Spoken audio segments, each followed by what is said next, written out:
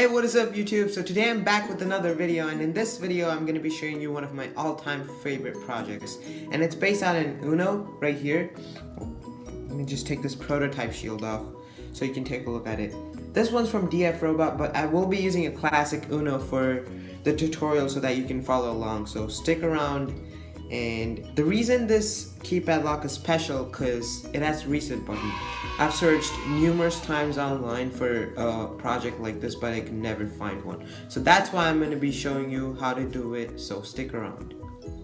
So for this tutorial, you're going to be needing a breadboard, most importantly, and you're also going to be needing a couple buttons, 5 to be exact, and you're also going to be needing some resistors, and the value of the resistor is about 220 ohms will do. And here's the chart, just in case you want to take a look at what kind of resistor you have. And the most important thing, the brain of all, is the Arduino. Okay, so make sure you have one of those, and it's fine if you're using an Uno. The only case where it's gonna make a difference is if you're using an LCD screen.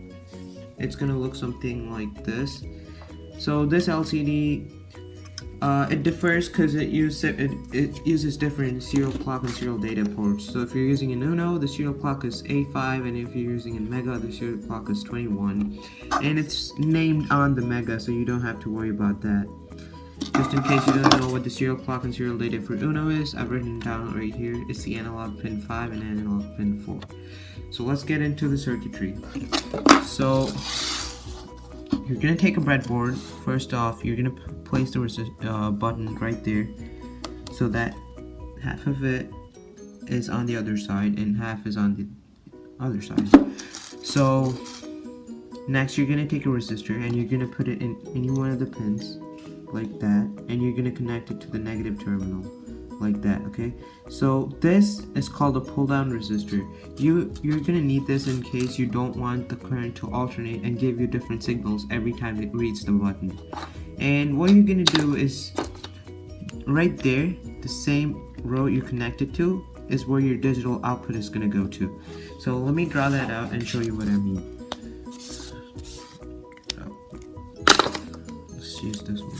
So let's say you have a button right there, and you have 2 pins, and you're not going to be worrying about these two because they're not in the picture. So these 2 pins, one of them is connected to the negative terminal. We're going to be connecting that to ground, and in the same terminal we're going to take one out and we're going to connect it to the digital output pin. Okay, whatever that is, I will be showing you later in the video.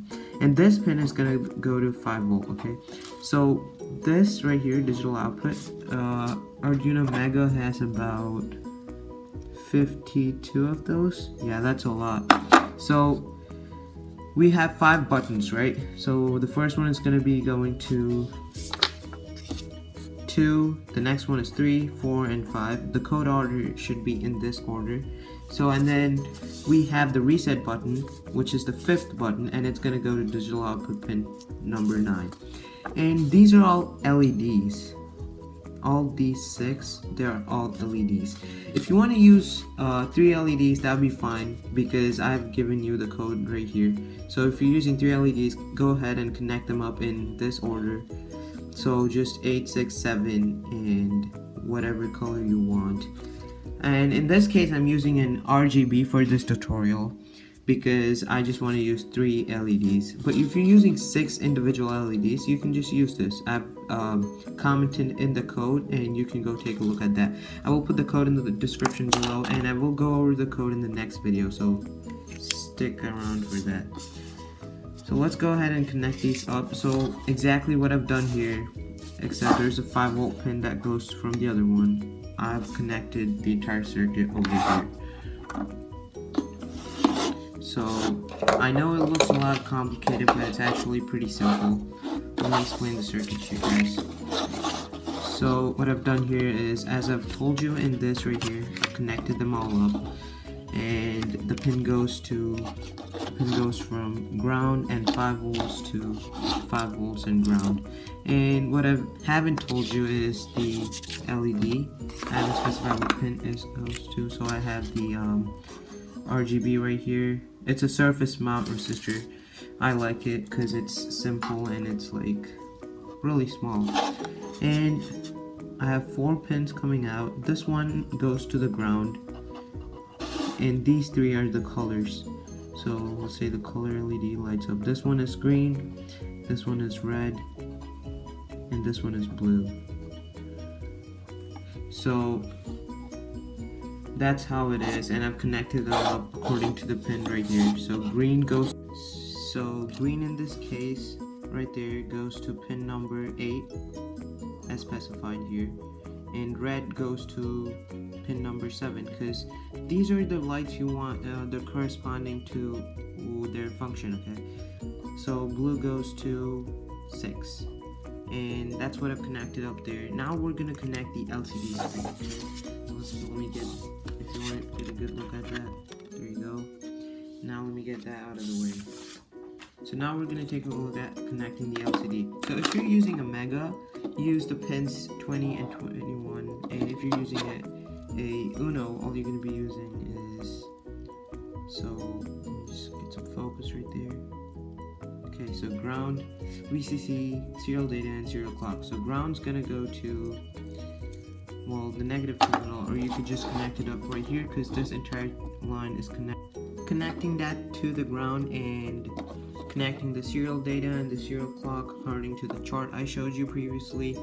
And that is it. The circuit is done, and now you have the keypad, advanced keypad working. So let's go ahead and test that. The code is previously uploaded if I haven't mentioned it before. So the code is in the description below. So go ahead and get that. I don't know if that's missing, because yeah. So it turns out that my battery didn't have enough power, so I'm just gonna switch out my battery, and that should do it. Let me just put that back in. And there. Hope you can see that clearly. And now let me show you the actual part of this. So these 4 buttons are the actual code receiver. So I'm gonna press it. So the default code is 1, 2, 3, and 4. So watch that.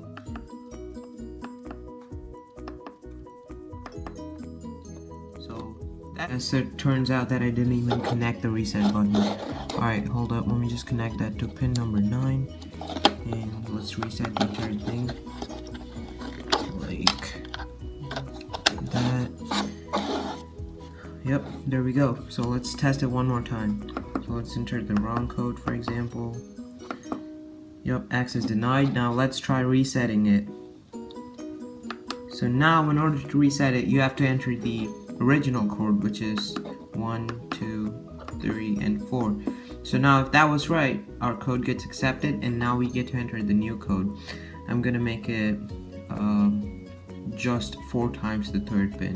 1, 2, 3, 4. And now our code is being reset. And now if you enter the previous code, it's not going to work because we just reset it. So let's try our new code. Okay, so that's it for this video, guys. Thank you for watching, and there's a lot of parameters to consider in this video. So if you want to check out the code, go do that, learn how to do it, and it's really important to understand all the algorithms in order to get the complete gist of this project. So thank you for watching. Like, share, leave a comment below, and subscribe for more videos like this. See you in the next video.